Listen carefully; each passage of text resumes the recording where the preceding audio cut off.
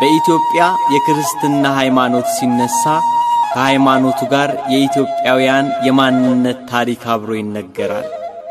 ኢትዮጵያዊነት ኩራት፣ ክብርና ዝና ሲሆን ሕይወታቸውን ከክርስትና ሃይማኖት ጋር የተሳሰረው የአባቶቻችን ታሪክ ከኢትዮጵያ ታሪክ ቀድሞ ይዘከራል። የሕገ ልቦና ታሪክ ሲነሳ ሀበሽነት፣ የሕገ ኦሪት ዘመን ሲነገር ኢትዮጵያዊነት፣ የወንጌል ዘመን ሲሰበክ ኢትዮጵያ አብሮ የሚነሱ እውነታዎች ናቸው። ነብር ዥንጉርጉርነቱን ኢትዮጵያ መልኩን አይለውጥም ያለው የመጽሐፍ ቅዱስ ቃል መሪ ሆኖ ይጠቀሳል።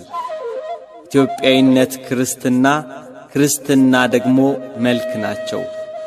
የማንነት መታያ፣ የሰማያዊ ሀገር መንገድ፣ ተስፋ የምናደርገው ርስት፣ ዘላለማዊ ሕይወት ነው ክርስትና።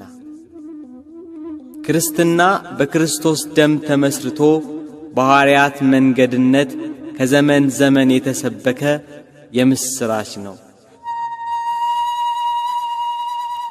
የአባቶቻችን ሀገር ኢትዮጵያ የክርስትና መዲና ናት። ክርስትናን በድርጊትና በቃል የሰበኩ ሐዋርያት ነበሩ አባቶቻችን። ዛሬ ድረስ ራትና ኩራት የሆነውን ቅርሶቻችንን የተውልን አባቶቻችን ነገሥታት ሰባኪያነ ወንጌል፣ ሐናጼ መቅደስ ነበሩ። አክሱም፣ ላሊበላ፣ የፋሲል ግንብ የአባትነታቸው ምስክር፣ የኢትዮጵያውያንነት ውርስ፣ የልጆቻቸው መድመቂያ።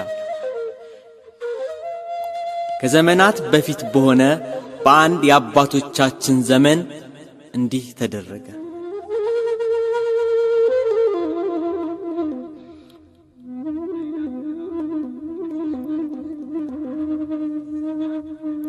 የኢትዮጵያ ቤተ መንግሥት ከአክሱም ወደ ላስታ ተዛወረ።